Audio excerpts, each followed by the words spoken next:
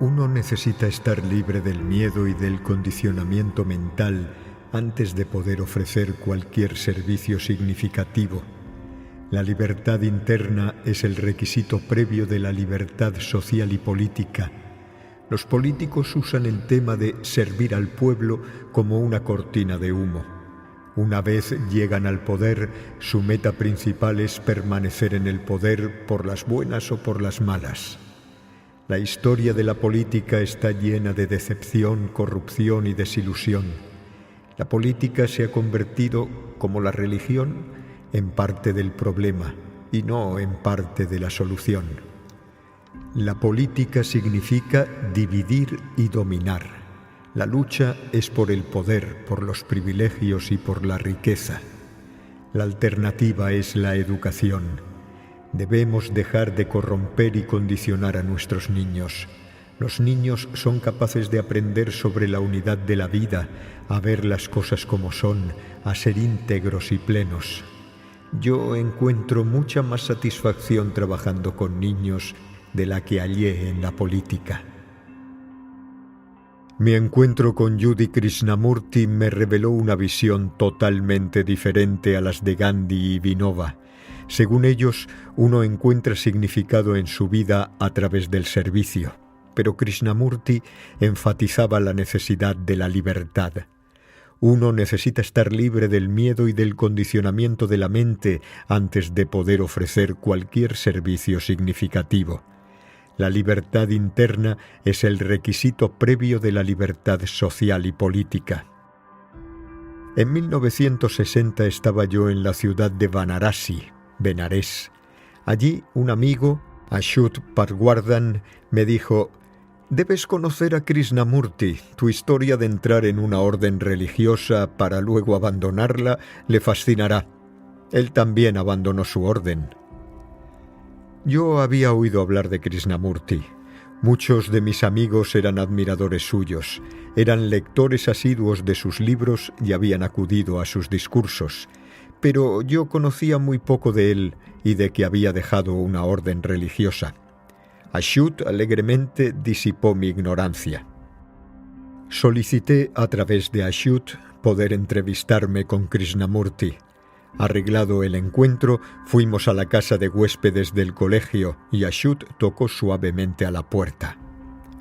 El mismo Krishnamurti, listo y expectante, abrió la puerta. «Este es Satish, el que fue monje jainista», dijo Achyut presentándome. «Buenos días, señor», dijo Krishnamurti con voz educada y suave. Yo era un joven corriente de 24 años de edad, así que me sorprendió que me llamara señor. Salimos a dar un paseo matinal por la orilla del Ganges. El alba apenas rompía. En esa luz tenue miré al gran hombre, del cual había oído hablar tanto. Tenía 65 años, pero andaba con paso enérgico. No muy alto y sin darse aires, parecía ser un hombre muy amable. Al borde de la ribera había una familia de peregrinos que se metían en las aguas sagradas. Krishnamurti comentó: «Los hindúes consideran sagrado el Ganges, pero permiten que aguas residuales, excrementos y otras porquerías de la ciudad fluyan al río. La palabra sagrado ha perdido su significado y se ha convertido en un mero concepto. Bañarse en el agua sagrada no es más que un ritual». Su rostro denotaba una expresión de tristeza. «Ayer Achyut me habló de cómo disolviste la Orden de la Estrella. Lo habrás comentado muchas veces, pero me gustaría oír de ti por qué lo hiciste». «Sentí», dijo, «que no hay un programa fijo con el que se pueda llegar a la verdad. La verdad es una tierra sin caminos. Ninguna religión es capaz de llevarnos a la espiritualidad o a la libertad. Las religiones son una causa de esclavitud, tanto como cualquier otra. Solo nos pueden ofrecer una jaula o prisión religiosa. Para andar libres tenemos que deshacernos de todas las muletas. Las religiones no son más que los intereses creados de la creencia organizada, separando y dividiendo a las personas. Las religiones se basan esencialmente en el miedo. Cuando comprendí esto, cuando lo vi claro como la luz del día, me dije, si es así, entonces yo no puedo liderar una orden religiosa. Antes de disolver la Orden de la Estrella tuve que disolver mi propio miedo, mi propia inseguridad. Una vez logrado eso, lo demás se hizo fácil. Sencillamente anuncié que la orden no solo no era esencial, sino que era una absoluta barrera contra el verdadero entendimiento, así que no se podía justificar más. Y así fue. ¿Y cómo reaccionó la gente ante tu afirmación? Cuando se dieron cuenta de que no solo estaba yo abandonando la orden, sino que tampoco les estaba ofreciendo un ideal que pudiera perseguir, se sintieron defraudados. La gente ansiaba certezas y yo les estaba ofreciendo sorpresas. Si no les estabas ofreciendo un ideal, entonces, ¿qué les estabas ofreciendo?, pregunté. Amistad, conversación y diálogo para explorar la naturaleza de la realidad, me respondió. La verdad no es algo prefabricado que te pueda dar una religión o un maestro. La verdad necesita ser descubierta. La vida es un viaje de descubrimiento. La certeza solo es posible cuando existe algo fijo y permanente, mientras que la realidad se mueve y cambia continuamente. Se encuentra constantemente en estado de transformación. Si nuestra mente está atada a una creencia fija, a una determinada sabiduría, entonces, ¿cómo podemos bregar con este cambio continuo? Ya que la realidad no es estática, necesitamos mentes rápidas y corazones flexibles. Solo entonces sabremos responder ante la naturaleza dinámica de la existencia. Yo no podía y no puedo ofrecer más que una constante conversación y exploración. A través de tal exploración podemos disfrutar de libertad total del miedo y de ideales fijos. ¿Estás diciendo que no hay nada de valor en los grandes textos religiosos como la Bhagavad Gita o la Biblia?, le pregunté. Puede que haya algo de valor en esos libros en términos de literatura o como un relato del pensamiento de una persona, pero la verdad no está en ningún libro. Si la verdad estuviera allí, entonces no habría ningún conflicto entre la Biblia y el Corán, entre la Bhagavad Gita y los sutras budistas. El conflicto solo puede existir entre lo falso y lo falso. No puede haber conflicto entre lo verdadero y lo verdadero, ni entre lo verdadero y lo falso tampoco. Igual que no puede haber conflicto entre dos personas que amen la paz o entre una persona que ama la paz y otra que ama la guerra. El conflicto en realidad sucede solo cuando hay dos que aman la guerra y quieren salirse con la suya. El conflicto religioso es entre una religión falsa y otra religión falsa. Las religiones se han convertido en vehículos de propaganda y la propaganda no es la verdad. ¿Quieres decir que las religiones no son parte de la solución, sino parte del problema? Gracias, Señor, dijo Krishnamurti. Has estado prestando atención a nuestra conversación. Tienes toda la razón. La verdad no se puede comprender a través de ningún credo, de ningún dogma, de ninguna sabiduría filosófica, de ninguna técnica psicológica, de ningún ritual ni sistema teológico. La verdad se experimenta de momento a momento en la red de relaciones. ¿Y qué es la red de relaciones?, pregunté. ¿Te das cuenta, Señor, de que tú eres el mundo y el mundo eres tú? El mundo no es algo aparte de ti y de mí. Hay un hilo común de relaciones que nos teje a todos juntos. Fundamentalmente estamos todos totalmente conectados. Superficialmente las cosas parecen estar separadas. Especies distintas, razas distintas, culturas y colores distintos, nacionalidades y religiones y políticas distintas.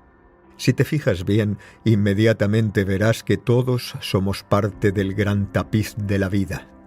Cuando podemos vernos a nosotros mismos como parte de ese glorioso patrón de relaciones, entonces los conflictos entre naciones, religiones y sistemas políticos se acabarán.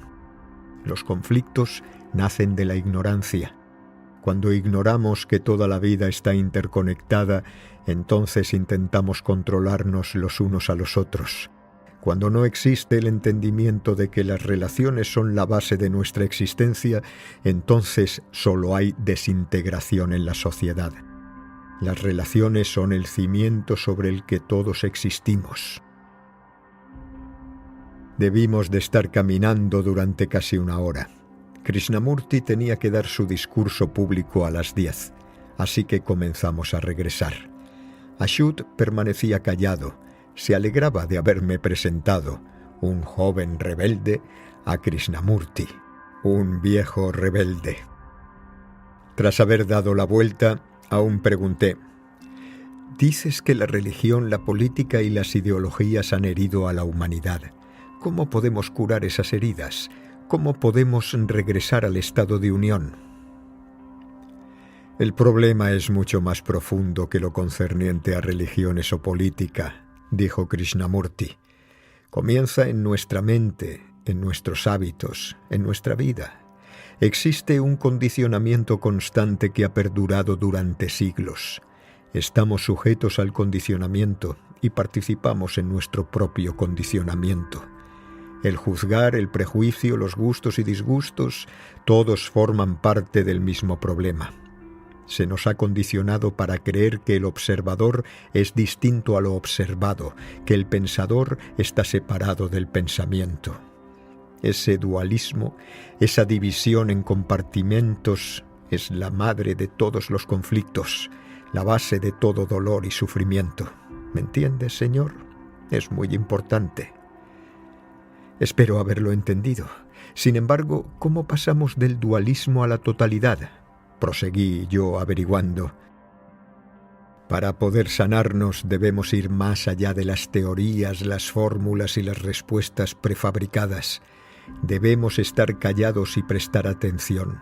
El silencio y la atención proporcionan la base para la meditación.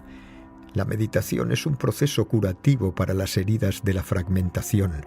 Al meditar, las divisiones se acaban y la totalidad emerge. Ya no hay división entre yo y tú, entre nosotros y ellos, entre bien y mal. Cuando no existe el ego, no existe la vanidad, ni el miedo, ni el aislamiento, ni la inseguridad, ni la ignorancia. Entonces hay curación y totalidad». Reiniciamos el camino. Krishnamurti me preguntó: «¿Qué crees, señor? ¿Qué piensas?». «Tiene sentido, entiendo lo que dices, pero cuando veo a esos bañistas ahí abajo, tus palabras parecen estar desconectadas de la manera en que ellos piensan, sienten y viven. Parece existir una enorme brecha.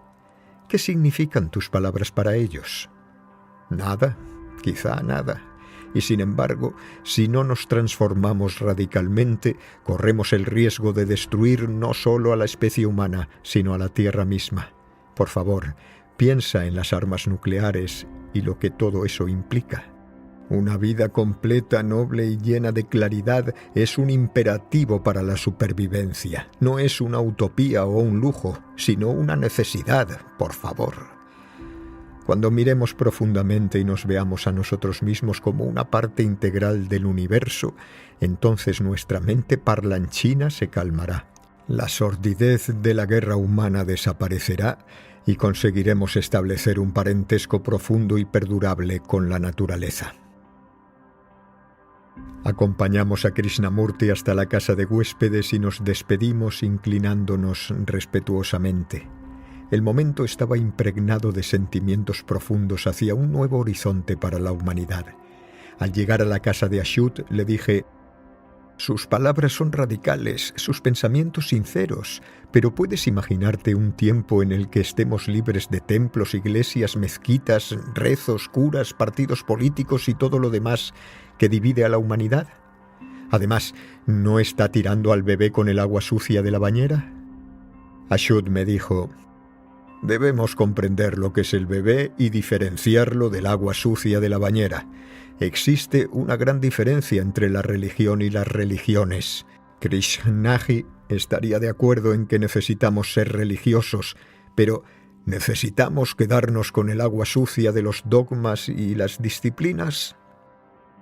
Achyut, tú has pasado gran parte de tu vida en la política.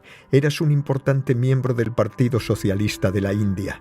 Trabajabas para conseguir una transformación a través del cambio político, pero ahora vives una vida tranquila en este bungalow, rodeado de árboles y tranquilidad, mientras hay millones de personas ahí fuera sufriendo.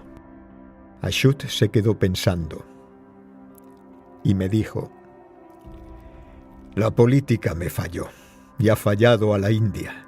Los políticos usan el lema de servir al pueblo como una cortina de humo.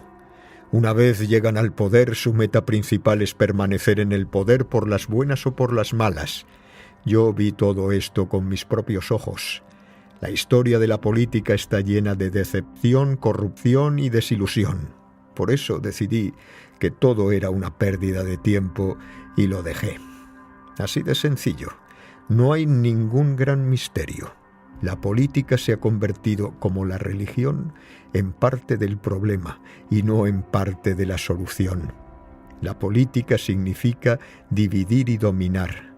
Esto era así con los ingleses y es así ahora con el Partido Congreso.